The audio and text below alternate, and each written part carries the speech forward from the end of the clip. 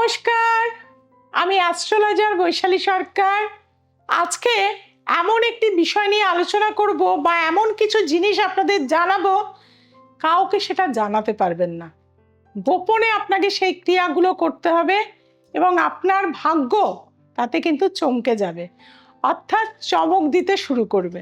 প্রথমেই বলবো যে পূর্ণিমার দিন রাতে যারা খুব অর্থে কষ্টে রয়েছেন, কোনোভাবেই মা লক্ষ্মীর কৃপা আপনারা পাচ্ছেন না, তাদেরকে বলবো পরিষ্কার পরিচ্ছন্ন হয়ে পূর্ণিমার সন্ধেবেলাতে অবশ্যই বাড়িতে কি করবেন, 7টি গোমতী চক্র নিয়ে আসবেন এবং একটি মাটির ঘট নিয়ে আসবেন। মাটির ঘটটা কেশর বা হলুদ দিয়ে আপনারা একদম লেপে দেবেন, বা সাদা চন্দন থাকলে তাও দিয়েও আপনারা লিখতে পারেন, এবং 7টি গোমতী চক্র তার মধ্যে দেবেন। দিয়ে কিছুটা কাঁচা দুধ এবং কিছুটা গোলাপ জল তার মধ্যে দেবেন, এবং একটি ভূজ্যপত্রে স্বস্তিক চিহ্ন এবং তাতে মা লক্ষ্মীর পায়ের চিহ্ন, একটু ধানের শীষ চিহ্ন, এইগুলো যেগুলো আমরা লক্ষ্মী পুজোর সময় করি, সেটা লিখে আপনি কি চাইছেন মায়ের থেকে সেটা প্রে করবেন সেই কাগজের ওপরে। এবং সেটি কিন্তু আপনার ঘরে কেউ থাকলে চলবে না, গোপনীয়তার সাথে আপনাকে সেটা করতে হবে। এটা গুপ্ত ক্রিয়া। এবং আপনার যে কড়ি আঙুলটি আছে তাকে কিন্তু একদম সিঁদুরের মধ্যে ডুবিয়ে সেই সিঁদুরটি ওই জলের মধ্যে আপনাকে পুরো গুলে দিতে হবে।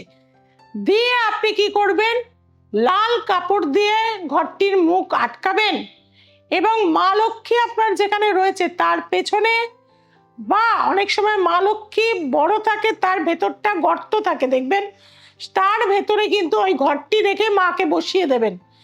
এই ক্রিয়াটি আমি যাদের যাদের করিয়েছি তাদের বাড়িতে কিন্তু মাসখানেকের মধ্যেই অর্থের ফোয়ারা কিন্তু ছুটে গেছে। করে দেখুন, দারুণভাবে শুভ ফল পাবেন। আরেকটি ক্রিয়া বলছি, যাদের রোগ কোনোভাবে সারছে না, অনেক ডাক্তার দেখাচ্ছেন কিন্তু দিনে দিনে রোগা হয়ে যাচ্ছেন, শুকিয়ে যাচ্ছেন, তাদেরকে বলবো যে আপনারা কোনো বেল গাছের নিচে সকালবেলা ভোরবেলা সূর্য যখন উদিত হয় সেই সময় একটি গঙ্গা জল একটি তামার পাত্রে নিয়ে তাতে কিছুটা মেথি দেবেন এবং কিছুটা সাদা সর্ষে দেবেন আর কিছুটা ধনে দেবেন, আর সেই জলের মধ্যে হলুদ গুলে নেবেন, নিয়ে 7বার গাছটিকে প্রদক্ষিণ করে সেখানে আপনি জলটি দিয়ে দেবেন এবং কেউ দেখার আগে সেখানে পুরো গুড় দিয়ে আপনি কিন্তু গাছের গুঁড়ো গুড়ির সাইডে দিয়ে দেবেন। দিয়ে আপনি পেছনে না তাকিয়ে আপনার যে মনের কামনা সেটা অবশ্যই জানাবেন, জানিয়ে আপনি কিন্তু পেছনে না তাকিয়ে বাড়ি চলে আসবেন। কিছুদিনের মধ্যেই দেখবেন আপনার জীবনের যে রোগ নিয়ে আপনি এত কষ্টে ছিলেন অবশ্যই আপনার সেটা কমে যাবে। আর এই ক্রিয়াটি কিন্তু শুক্লপক্ষের সময় আপনাকে করতে হবে। আরেকটি জিনিস বলে থাকবো, যে যাদের কিন্তু দেখা যাচ্ছে কোর্ট কেস চলছে, আইনত জটিলতায় প্রচণ্ডভাবে রয়েছেন, কোনোভাবেই কিন্তু আপনারা মুক্তি লাভ করতে পারছেন না, ডেটের পর ডেট চলে যাচ্ছে, কোনোভাবেই কিন্তু আপনারা মুক্তি কোনোভাবেই হচ্ছে না আইনের জটিলতায়, তাদেরকে বলবো অমাবস্যার রাতে এক দামে একটি কাজলের কৌটো কিনবেন এবং আপনার বাড়ি থেকে কম করে 8 ফুট দূরত্বে চলে যাবেন, কেউ যেন সেটি না দেখে। একটি নারকেলের কিনবেন, নারকেলের মধ্যে গুড় ভরবেন একটা ছোট ফুটো করে, তাতে আটা দেবেন, একটু চিনি দেবেন, একটু মধু দেবেন, দিয়ে নারকেলটা বন্ধ করবেন। করে আপনি কি করবেন, কাজলটিকে ওই অশ্বত্থ গাছের গোড়া ফুটো করে তার ভেতর ঢুকিয়ে দিয়ে মাটি চাপা দিয়ে দেবেন, আর নারকেলটি ওইখানে রেখে দিয়ে চলে আসবেন। কিছু পড়ে থাকা অশ্বত্থ পাতা নিয়ে এসে নিজের বালিশের ভেতরে ঢুকিয়ে রাখবেন। কিছুদিনের মধ্যেই আপনার কোর্ট কেস অবশ্যই মিটে যাবে। হাজার হাজার মানুষকে করিয়েছি, তারা কিন্তু লাভবান হয়েছে। যাদের ক্ষেত্রে দেখছেন প্রেম আসছে কিন্তু প্রেম কিছুদিন থেকে কেটে যাচ্ছে, বিয়েতে সেটা কোনোভাবেই পরিণত হচ্ছে না, তাদেরকে বলবো আপনারা অপোনেন্টের যার এই ঘটনা, সেটা মেয়ে হতে পারে ছেলে হতে পারে, যার সাথে রিলেশন হয়েছে তার এই যে কেড়ে আঙুলের নখ যদি আপনি একটু নিয়ে আসতে পারেন এবং অমাবস্যার রাতে সেটিকে ছোট্ট একটি রূপোর মাদুলির মধ্যে ভরে এবং তার মধ্যে আপনার মনের কামনা বিয়ে নিয়ে বা প্রেম নিয়ে লিখে মুখটা বন্ধ করে দিয়ে আপনি যদি কোমরে পড়ে থাকতে পারেন কাউকে না জানিয়ে, এটা কিন্তু গুপ্ততন্ত্র, তাহলেও কিন্তু আপনার জীবনে যে কেটে যাচ্ছিল প্রেম ভালোবাসা, তবে সেটা নৈতিকতার প্রেম হবে। অর্থাৎ আপনি অন্যের বউকে চাইছেন বা অন্যের স্বামীকে চাইছেন, হবে না। আপনি ভালোবাসছেন, বিয়ে করতে চাইছেন, সংসার করতে চাইছেন, এই ধরনের ক্ষেত্রে কিন্তু এটা প্রযোজ্য। করে দেখুন, অবশ্যই আপনার বিয়ে কিন্তু হয়ে যাবে। কাজে বন্ধুরা, জীবনের ছোট ছোট সমস্যা সমাধানের রাস্তা কিন্তু আমাদের কাছে আছে।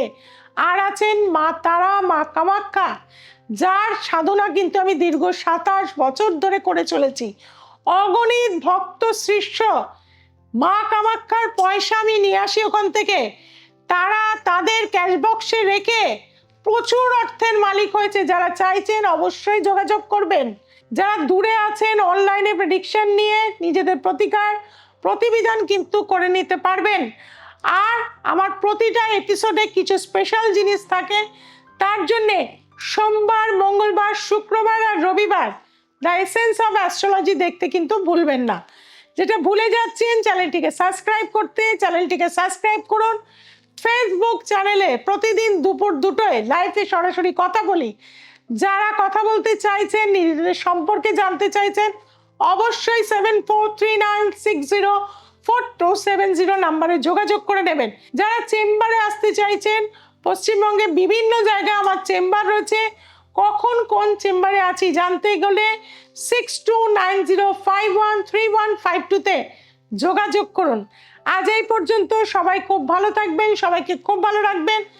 জয় তারা, জয় মা তারা, জয় জয় তারা, হর হর মহাদেব।